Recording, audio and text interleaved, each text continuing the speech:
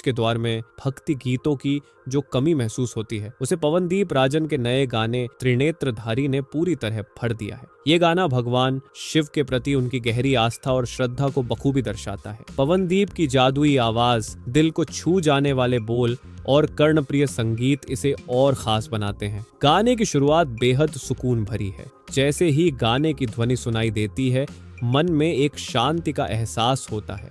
ऐसा लगता है कि आप किसी मंदिर में खड़े हैं और भगवान शिव का आशीर्वाद आप पर बरस रहा है। पवनदीप ने इस गाने में अपने सुरों से शिव भक्ति को एक अलग ही ऊंचाई दी है। गाने के बोल सरल और साफ हैं, लेकिन हर शब्द के पीछे गहरी भावना छुपी है। त्रिनेत्रधारी नाम अपने आप में भगवान शिव के त्रिनेत्र, तीसरी आंख की शक्ति और महिमा को बताता है। यह त्रिनेत्र ज्ञान, शक्ति और विनाश का प्रतीक है और इस गाने में इसे बहुत खूबसूरती से दर्शाया गया है। जैसे जैसे गाना आगे बढ़ता है, आपको हर पंक्ति में शिव की महिमा का एहसास होता है। गीत के बोल न सिर्फ सुनने में अच्छे लगते हैं, बल्कि वो आपको सोचने पर मजबूर भी करते हैं। ये गाना आपको भगवान शिव के प्रति अपनी भक्ति को और गहरा करने का मौका देता है। पवनदीप का संगीत संयोजन हमेशा अलग और खास होता है और इस बार भी उन्होंने वही किया है। गाने में शास्त्रीय संगीत और आधुनिक तकनीकों का बेहतरीन तालमेल दिखता है। बांसुरी, तबला और अन्य वाद्य यंत्रों का उपयोग गाने को और भी दिव्य बनाता है।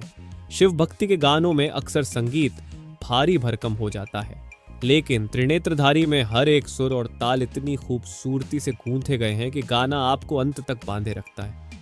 इस गाने में पवनदीप की गायकी ही इसकी सबसे बड़ी खासियत है।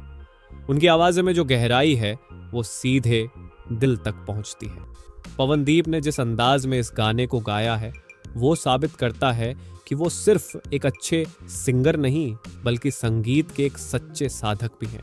उनकी आवाज में एक सादगी है, लेकिन वही सादगी गाने को खास बनाती है। ऐसा लगता है जैसे वो खुद भगवान शिव के आगे खड़े होकर ये गाना गा रहे हों। उनकी गायकी हर उस इंसान को जोड़ने में कामयाब होती है जो भक्ति संगीत का असली स्वाद चखना चाहता है। गाने की थीम भगवान शिव के त्रिनेत्र और उनकी अद्भुत शक्ति पर आधारित है।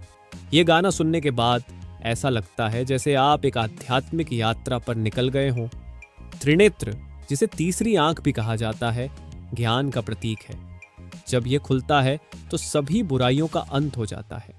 इस गाने में त्रिनेत्र को एक सकारात्मक और शक्तिशाली प्रतीक के रूप में पेश किया गया है। त्रिनेत्रधारी सिर्फ एक भक्ति गीत नहीं है, बल्कि एक संदेश है। यह हमें सिखाता है कि भगवान शिव की तरह हमें भी अपने अंदर की बुराइयों को खत्म करना चाहिए। यह गाना सुनकर ऐसा लगता है कि भक्ति सिर्फ मंदिरों तक सीमित नहीं है, बल्कि यह हमारे दिल और आत्मा का हिस्सा होनी चाहिए। गाने के बोल इतने सरल हैं कि हर कोई उन्हें आसानी से समझ सकता है, लेकिन इनकी गहराई आपको मंत्रमुग्ध कर देती है। शास्त्रीय संगीत और मॉडर्न इंस्ट्रूमेंट्स का ऐसा तालमेल कम ही देखने को मिलता है। उनकी आवाज में एक कशिश है जो गाने को और भी खास बना देती है। ये गाना सुनकर ऐसा लगता है जैसे आप भगवान शिव के बेहद करीब हैं। त्रिनेत्रधारी वो गाना है जो आपके दिल को छूने के साथ साथ आपकी आत्मा को भी सुकून देता है। ये सिर्फ एक गाना नहीं है, ये एक अनुभव है। पवनदीप ने इस गाने को अपनी आवाज से अमर कर दिया है। अगर आप भगवान शिव के भक्त हैं तो यह गाना आपके लिए एक तोहफा है, और अगर आप भक्ति संगीत के शौकीन हैं तो यह गाना आपके प्लेलिस्ट में हमेशा के लिए जगह बना लेगा। यह गाना हर किसी को भगवान शिव की भक्ति और शक्ति का एहसास कराने में सक्षम है। इस गाने को एक बार सुनने पर ही आपको महसूस होगा कि यह गाना सिर्फ कानों से नहीं, बल्कि दिल और आत्मा से सुना जाना चाहिए। यह गाना नोटबुक फिल्मवर्स के नए YouTube चैनल पर रिलीज किया गया है। अब सवाल यह है कि मेकर्स ने इस गाने को नए चैनल पर ही क्यों रिलीज किया, तो इसका कारण हमने आपको पहले ही बताया है। अब आपकी बारी है, जाइए इस गाने को सुनिए, इसे अपने दोस्तों और परिवार के साथ शेयर कीजिए और अपनी प्लेलिस्ट में जोड़ लीजिए।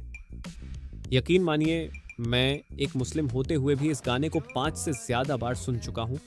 अगर मैं ऐसा कर सकता हूँ तो आप क्या इसे सिर्फ 2 बार भी नहीं सुन सकते और इसे अपने परिवार और दोस्तों के साथ शेयर नहीं कर सकते? तो जाइए इस गाने को शेयर कीजिए और पवनदीप के लिए अपना प्यार इस गाने में बरसाइए। उनकी मेहनत और भावनाओं को सपोर्ट करिए ताकि ऐसे और गाने सुनने को मिलते रहें। त्रिनेत्रधारी न सिर्फ एक गाना है, बल्कि भगवान शिव की भक्ति का एहसास है जो आपके दिल को छू जाएगा।